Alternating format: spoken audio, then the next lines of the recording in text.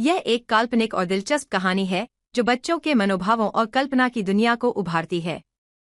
कहानी में एक गाँव है जो एक दिन उल्टे छतरी में उड़ने लगता है। किसी समय की बात है, एक छोटे से गांव में लोग बेहद खुशहाल थे। गांव के लोग मेहनत करने वाले, सरल और ईमानदार थे।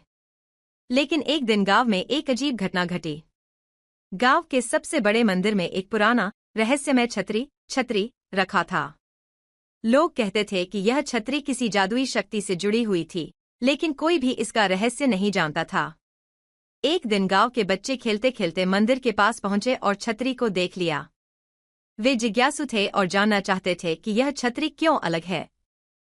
एक बच्चे ने सोचा कि अगर वह इस छतरी को खोल कर देखे तो क्या होगा।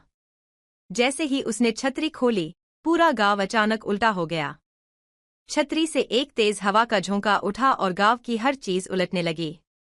घर, पेड़ और यहां तक कि लोग भी हवा में उड़ने लगे। गांव में हड़कंप मच गया। सभी लोग घबराए हुए थे, लेकिन कुछ समय बाद वे समझ गए कि यह कोई बुरी घटना नहीं है।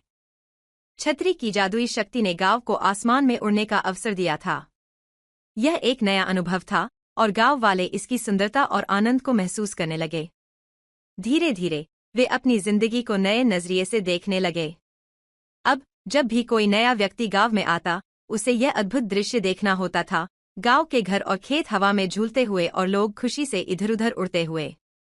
वे सभी छतरी की जादुई शक्ति का सम्मान करते थे और जानते थे कि किसी भी चीज को समझने से पहले उसे पूरी तरह से अनुभव करना चाहिए। समाप्त।